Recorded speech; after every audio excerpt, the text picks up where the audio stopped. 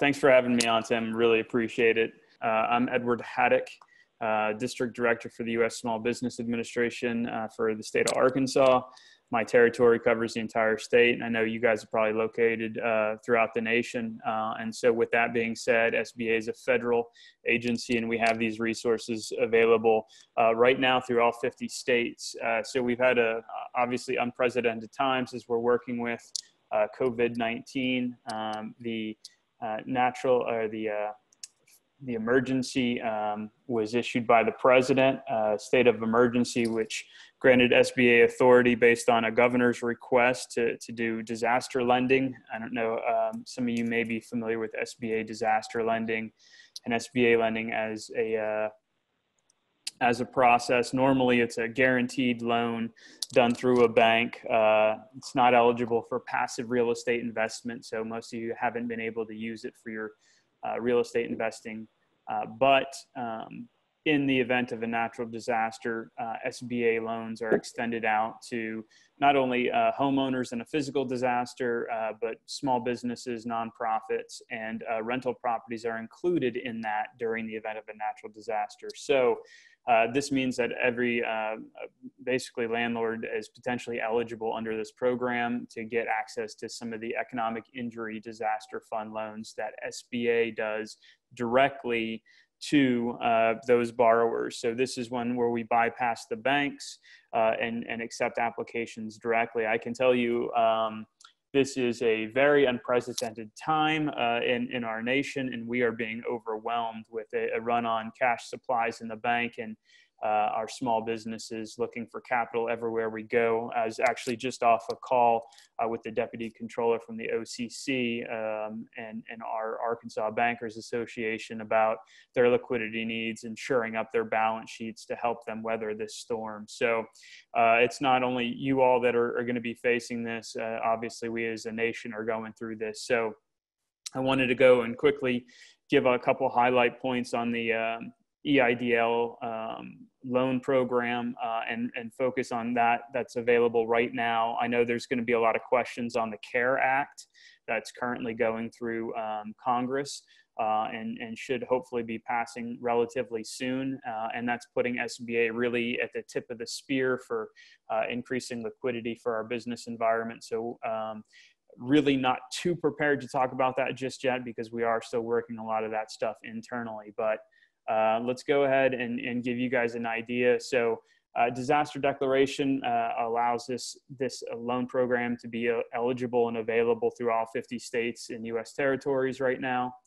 And what it is economic injury disaster loans. This is a working capital, basically line of credit or loan available directly from SBA to help the small business manage liquidity needs during this time. So any business directly affected by this, since everyone's been declared, any small business is eligible to apply. So you don't necessarily have to be, it's not a physical disaster declaration. And that's one of the new perspectives on this one. This is the first virtual disaster declaration SBA's issued for all 50 states and US territories. What's the criteria for the loan? Applicants are going to go in and we're going to pull a credit history. It's going to be a modified credit scoring process that SBA uses internally to look at acceptable history. It's a factor done in Bradstreet as well as Social Security credit. And then we're going to assess repayment. We'll pull your tax returns and assess historical sales and historical expenses in order to look at what we can extend out. And eligibility is pretty much open right now for all for-profit companies and nonprofit organizations as well. Total on that loan is going to be up to $2 million. And what you'll notice is there is, on the application process, there is no area to request how much you need. SBA is going to determine that based on the information that you provide in your tax returns and in your liability statements.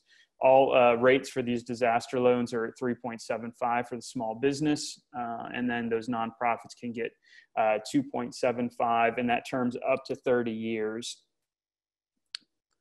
Loan funds really these are to pay immediate needs that the business has, payrolls, accounts payable, et cetera. The pay fixed debt, a lot of people interpret that as, oh, okay, I'm going to be able to take whatever debt I have and maybe refinance that with this low 3.75% money. That's not going to be eligible. We'll help you pay any fixed debts that you're continuously paying monthly debt servicing on for up to the 6 months that we're looking at dispersing these funds. So SBA is kind of looking right now at a 6-month window of providing liquidity to these businesses for 6 months. And of course, if that needs to be increased or decreased, you can go back to the trough at any time once you've got your loan application in, and once it's processed, you can also give them more information to increase the amount of the loan. And whatever you're approved for, you don't necessarily have to use it, but you have the authorization available for those that disbursement if you are approved. So anything over 25,000, we'll take all available collateral. We're not necessarily looking to over collateralize in any sense here, and SBA is loosening these restrictions as we get more information and as this pandemic continues to escalate. So obviously the more impact nationally that we're seeing, the less strict we are on underwriting requirements and less strict we are on maintaining a collateral positions. We're not going to decline a loan for lack of collateral. In this case, we're not a collateral lender. This is SBA has always historically been a cash flow lender or ability to repay lender. So what does that look like? What kind of businesses? Pretty much everybody's eligible. You name it. If you sell a product, a service, independent contractors as well are eligible to apply for this. The physical presence, again, this is a virtual declination. So if your business is organized, let's say in the state of Arkansas, for which my businesses are, they'd apply through Arkansas and through the declaration that covers the state of their operations. How's this different? Again, these are economic injury disaster loans. This is a loan with the SBA, and we disperse these loans directly through Treasury. This isn't going to be done through a third-party lender or a bank. They go directly on disasterloan.sba.gov to apply. There's no cost, there's no obligation, and the maximum unsecured is $25K. Again, they're going to be looking at dispersing based on the submission requirements. Any SBA disaster loans that we have in effect right now are also, payments are being waived on those. And payments will be waived for the first 12 months on any of these loans that are taken as well. So that gives the business time to get some liquidity to hopefully get the turnaround time we're looking for right now within 2 weeks, and another week for disbursement, about 3 weeks on this. And then again, kind of move for disbursement and move forward. If you can, and we are suggesting to our existing borrowers, go to your banks, communicate with your lenders on what's happening. A lot of lenders are working with FDIC, within FDIC and OCC guidelines, and their communication with those regulators to defer payments and make sure that those are eligible and not reclassified into TDRs. So banks are doing really everything they can to work within the system and use the tools such as existing SBA guarantees to help increase liquidity. At the same time, these loans right now, we're seeing an unprecedented volume of loan requests come in. Obviously, if you declare all 50 states and US territories under one loan application system, our loan application system went down about 72 hours after it was, we got the last state in there. So it's been taking a beating. With that, this is, please be patient. Our SBA loan teams that we're scaling up across the country are working feverishly to get these loans in there and approved. You'll go to the website right now, and so you'll see basically an upload-download feature. You can download the application and fill it out. It's pretty simple. You fill out the Form 5. There's an IRS 4506T, which will allow you to fill in and sign just as you signed your tax returns. This is going to allow us to pull that information directly from the IRS and prevent you from having to grab your taxes and upload them. And that's going to have to be for any applicant, the principals, 20% or greater, any general partner or shareholder, 20% or greater in the organization. They're going to have to do the 4506Ts and upload those. Any affiliates are going to have to be disclosed in this process. So if you have more than one entity or affiliated entities that you're affiliated with, those will have to be disclosed. And then a schedule of the liabilities.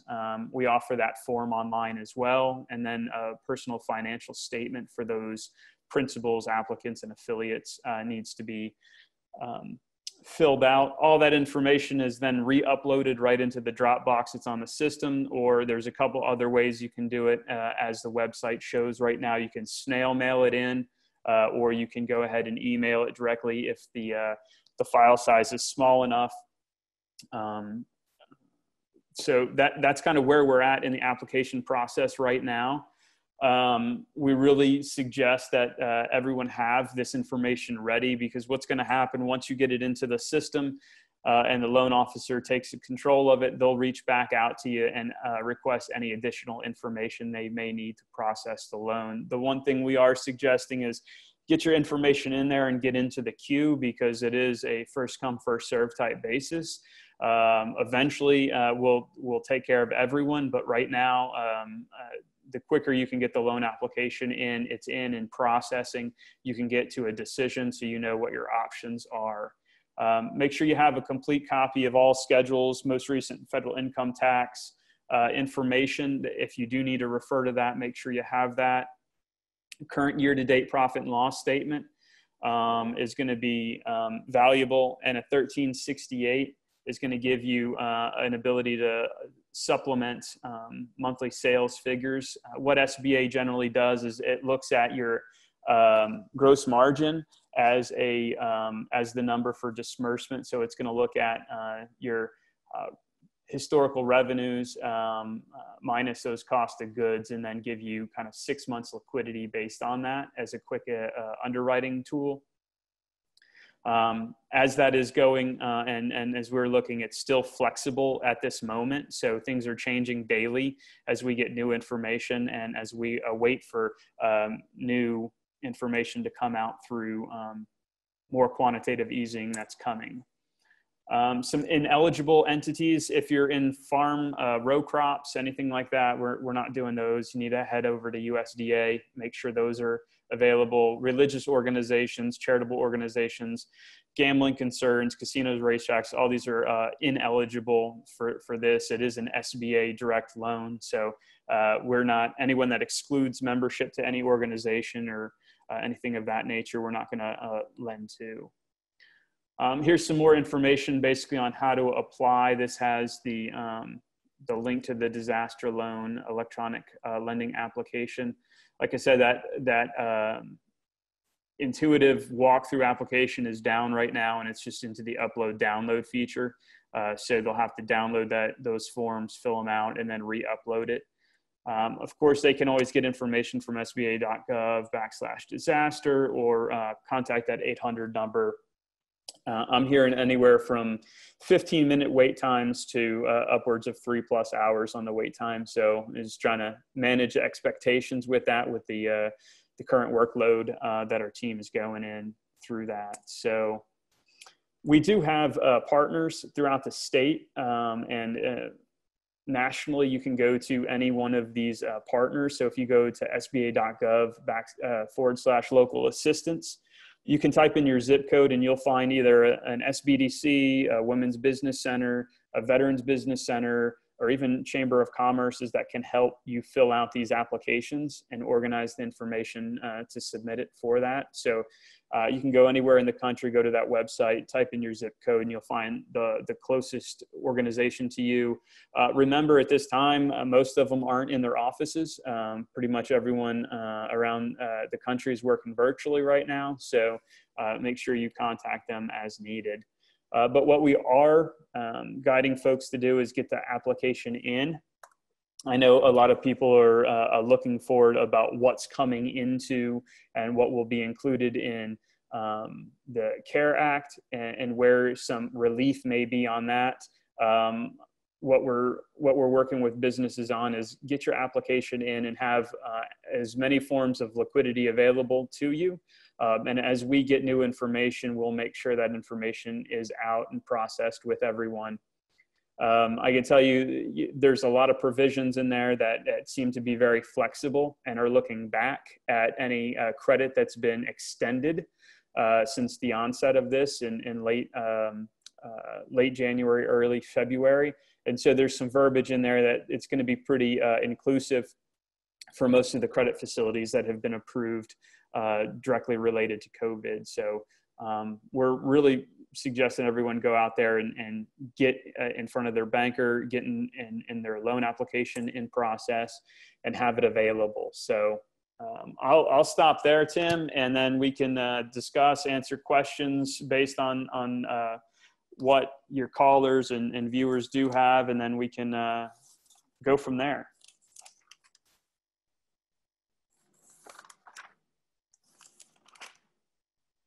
I can't hear a word. How about that? There you go. The mute button is a powerful thing. We're all learning that. Well, thank you for your time doing this. It means a lot to me personally. So I'll just dive into some people's questions. First, are self-directed IRAs considered affiliates? That's a great question. I'd have to defer. I can get that information out to you guys. I don't have that now. And I tell you what's happening with a lot of this is they're saying apply, and then your individual customer service liaison can help you. I will get the information as clearly as I can on self-directed IRAs, though. The next. Oh, go ahead. So yeah, the one question I would make, or the one comment I would make on that is go ahead and apply and put in the comment section there that it is self-directed IRA and disclose that. And then your loan officer can always follow up with you on that. But I'll see if I can get an answer better than that for you. Okay. The next question is, if you have an existing SBA 7A loan in place, can you still qualify for this disaster loan? Absolutely. So what's happening with that, and especially if you're working with express lenders, if you've got an existing express product, that's the quickest way to get cash with an SBA guarantee. So we're going to consider all sources. You know, we want to look at what you do have, but that's not going to preclude you or prevent you from getting access to this loan program. Okay. Next question. What types of real estate investing businesses actually will be considered as an approved type of business for an SBA loan? So this is pretty much wide open. This is for individuals that have single family rentals, individuals that have commercial real estate, commercial rentals, apartments, et cetera. Everything's open for this one.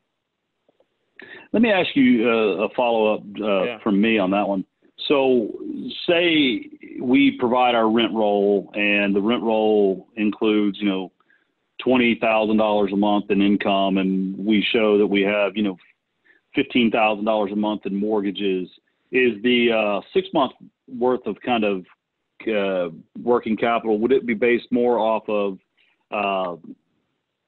the income, the debt service, and then also, go ahead.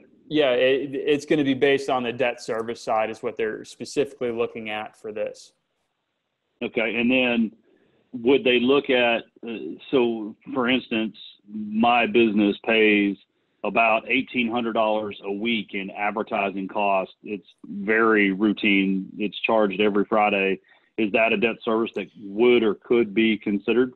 Yeah, absolutely. So there's a form 2202 that's included in the application where you'd list all liabilities. And what we've been directing and advising businesses to do, those specifically say balance sheet liabilities, but if any reoccurring liabilities would go into that, and make sure you identify that you have those reoccurring liabilities. And they'll be able to see on a historical P&L, if that's what they ask for, that those have been in existence prior to this, and you're still paying those during this national disaster. So for instance, the conference call platform we're using right now, Zoom, is something that I pay like $199 a month for and have for years, that's something that we could list. Yes. Okay. Next question, is there a program that could be used to refinance loans? Not currently. I would tell you there are projects out there. If it's an active business with owner-occupied real estate, the 504 loan and the 504 refinance program can be used for that under SBA's traditional authority.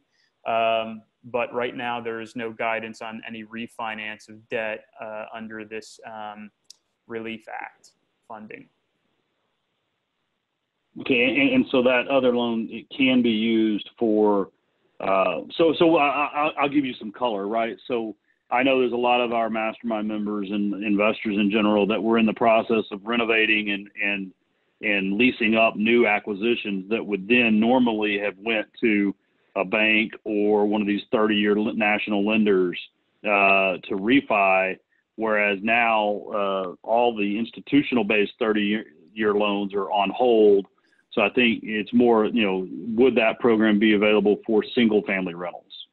Yeah, so all of our traditionally authorized programs under the SBA authority is not going to be eligible for passive investment. Those 504 deals are going to be for owner-occupied real estate that has a job creation metric in it and a job creation standard. So that's why, I myself as a real estate investor get to work both sides of the fence. My day job is doing active for-profit businesses. And then, when I put that hat up, that's when I go and do the passive real estate investing. So the two worlds don't necessarily collide. And that's where we get a big divergence between talking to investors with these types of products. So if someone had a vacant flip property that had a lot of interest-only loans that obviously were and are now still recurring, would that, even though it's not a rental property, would that be something that could be considered as debt service?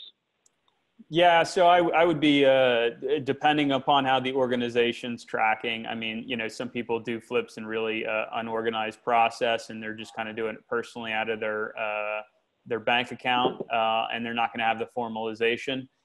So if you can document it, you can apply as an independent contractor in that sense. And then you'd be able to see what kind of relief is available directly to you.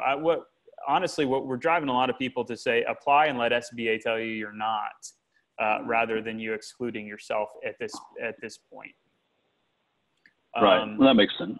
Yeah. It's just because, every day goes by, we're seeing these applications flood in, the net's widening a little bit more, and the underwriting restrictions are easing a little bit more as the days go by, because I think yesterday we had the biggest rise nationally. So I think we're really starting to see the true impact, and the standards will loosen up and really reflect what's happening in the economy. So these things are changing on a daily basis. Excellent. So a couple more questions. Yeah. How do you determine if a business suffered a loss due to COVID-19 versus just a slowdown in business? Yeah, everything is a loss right now. I think we're seeing that mostly across. Again, what the SBA is going to be looking for is, we know that there's an economic disaster here. And so what we're going to be looking for is providing liquidity. So I wouldn't, again, rule yourself out as, hey, this is just a slowdown in my business. Go up to the table, put your application in, and create the liquidity that you may need to access in the future. Right. Another one, I just started my business less than a year ago and currently do not have tax return filed for it yet. Am I still able to apply? And if so, what info should I use? Yeah, that's a great question. So they're really going to be looking at your liability statement, that 2202, which substantiates the liabilities that you currently have for your business. Give them the information that you do have. Let them know that in the comment section. There's some free form there. You can do that. And then walk them through what you've been paying over the last 3, 6, 9 months, or however long your business has been in operation. And they will, they'll take that into account as they look at the full picture of what's going on. Okay. Let's see. Next one. How can someone get assistance if their area has not been designated a disaster area yet? Kevin, I think we're pretty much covering everyone. So this means you're outside of the United States or U.S. territories, I assume. And therefore, I'm not sure what other global relief is in play where you're at. But the U.S. is covered under this. We've got all 50 states, U.S. territories covered under this declaration. Question from Russ here. Can you predict the percentage of applications that will be approved? I cannot. I've already seen some of the denials, and based on that, I would say we've got probably an 80% approval rate from what I've seen currently. That seems to be what they're going for, and I could tell you. Again, our administration is really trying to maximize the impact of the SBA lending program during this and make sure more people have liquidity that need it than as opposed to maybe historically what would have happened. And this is, again, folks, this is an unprecedented time. So this is the first time this agency has seen this type of volume and this type of impact. So Tony asked, wanted to clarify that SBA needs all principals financials. Is this for a personal guarantee? Yeah, so right now, that's what they're looking for on the personal. The 413, I think, is a personal financial statement that they use. This is what they are looking for. And I know there's provisions in there that would wipe out, provisions coming in the CARE Act that would potentially look to wipe this out. But right now, yeah, they're going to be looking for some type of personal guarantee, and I think that's subject, depending upon the available collateral and changes coming forward. So I've got another question off of another listener. After listening thus far, I realize my liability statement that I already turned in is incomplete. Do I wait to be contacted or submit a new one? Yeah, did you already get a loan processing number? I'm not sure if Ron's on another platform watching live. Right.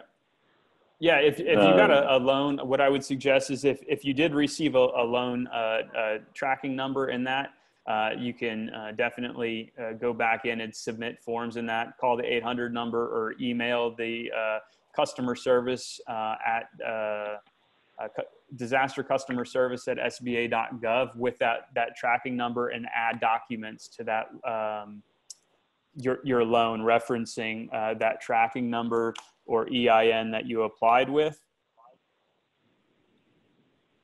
Okay, I'll let him know.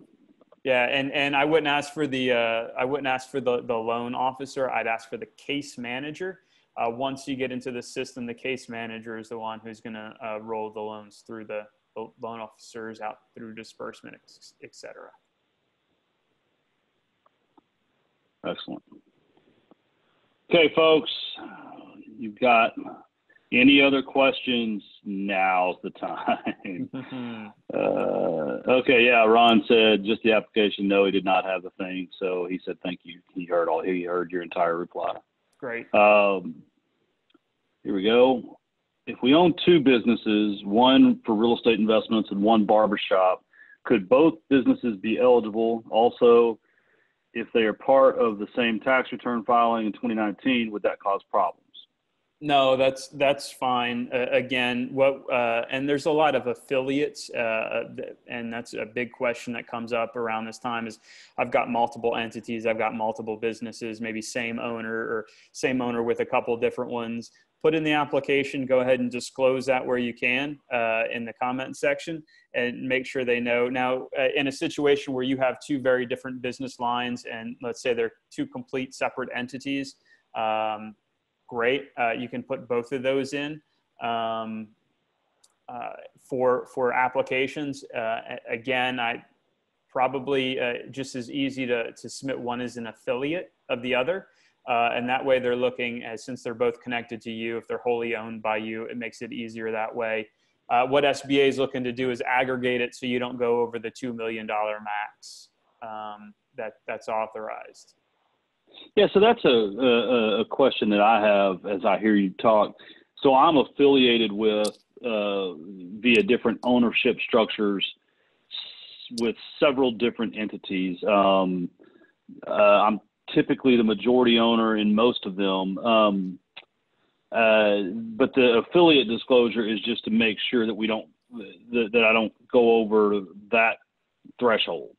Yeah, that's real. Well, there are two reasons there. A, they're looking for the aggregate amount when looking at all the affiliate businesses.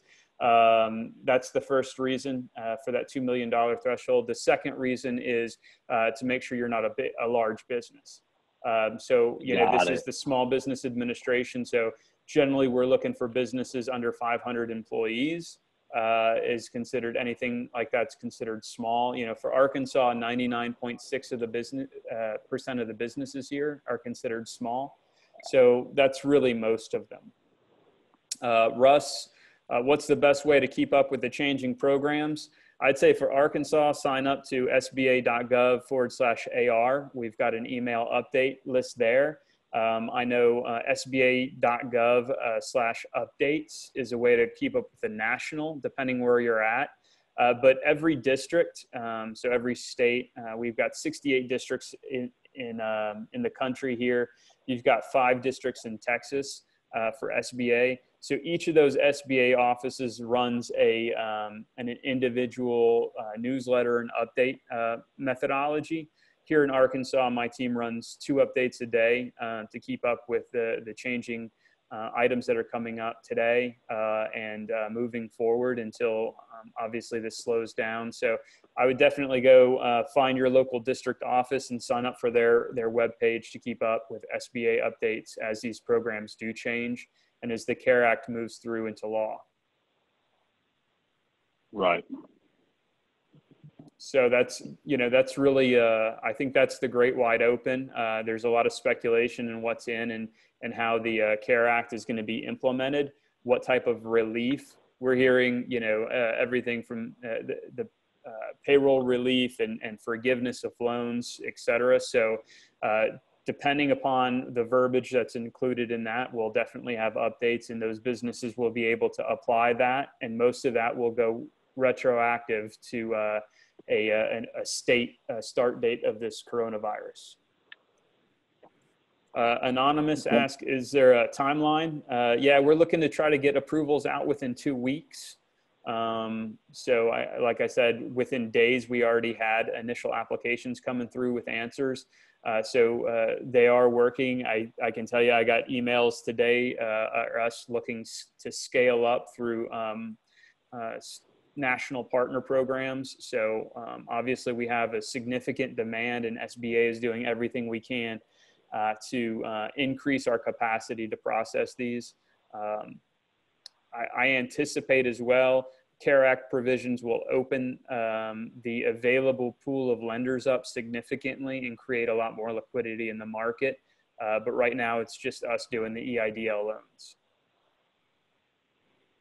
Sean's question, if I assumed another borrower's loan and paying the debt, but the loan is not on my credit, sub 2, I include the loan on my tax returns. Can I list this? Yes, you can list this on your financials. List all liabilities. If you haven't filed taxes this year, they're going to be pulling all available tax documents they can. List your liabilities on the 2202. If you need more room, go ahead and there's add sheets to that. But give them as much information as you can first time around in a complete package to get the loan process started. I know I talk fast. I hope I didn't lose anybody. No, I'm glad you talked fast. Wait, this is a valuable resource for some of my other franchise partners. Will this video be available to share when it's over?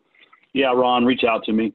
So Ron is commenting on a Facebook in a group, and he owns one of those wow one-day painting franchises. Sure. So I'm sure that, and he is being responsible. He's stopped going into people's homes, right? So he's trying to, I'm sure, find a way to keep his people paid, right? So yeah, absolutely. That's what we're looking now. And I can tell you, you know, the state of Arkansas has really stepped up with unemployment benefit insurance. So yeah, if you do have folks on your payroll, check your local workforce development programs, your local chambers of commerce. We have Arkansas Economic Development Commission here for the state. Most people have an economic development commission type organization that's offering direct loans as well. So right now there's a lot of available capital that's sitting out for your tenants that may be struggling with rent. There's a couple options that they can go to. I know United Way and 211 is doing an aggregation of a lot of renter resources. And I can foresee in this bill, there is some provisions for some rent relief for those renters that are coming up and will need some assistance. So again, we're looking forward to the next phase of this, but right now what we have to play with is existing SBA authority and the EIDL loans.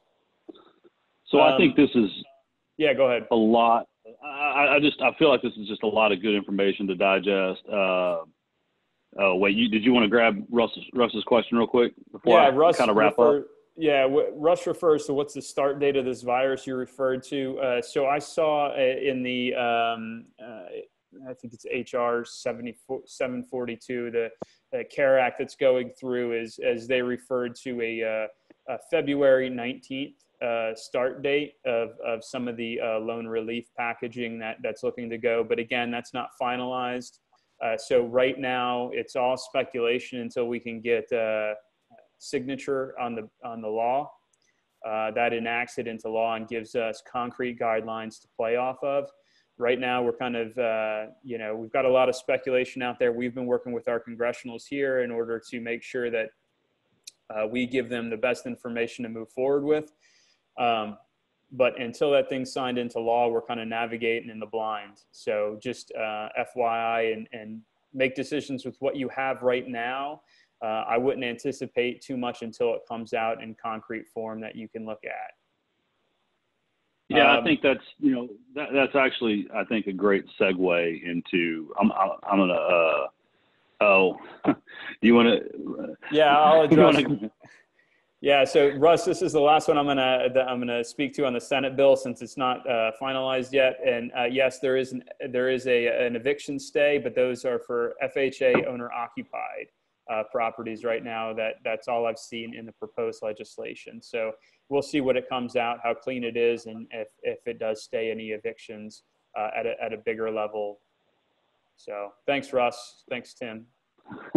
So Ed, you're obviously a very busy man and getting more and more busy by the hour, I would imagine. Other than the SBA, is there anything you've heard of out there, any other resources that you would say to an entrepreneur that they should go check out? Yeah, I'm sure you guys, before COVID-19 hit, you guys heard about opportunity zones. That's the cat's meow right now for real estate investors. Even with the economic crisis going on, I think, that's still a fantastic opportunity for folks to look into. Great way for that to really start at the small investor level and work your way up as well. I think it gives a lot of provisions there where flexibility is key in structuring some of these deals and working with team is a fantastic way. But opportunity zones were really kind of big on the horizon there. And I think COVID is clouding those a little bit right now with what's happening in the environment. But I think there's still a lot of space available for that. I would say check in with your local chamber of commerce. They are, the hearts and minds and the centers of a lot of our communities. They tend to have a good litany of local programs that folks can jump onto and use for the operations of their business.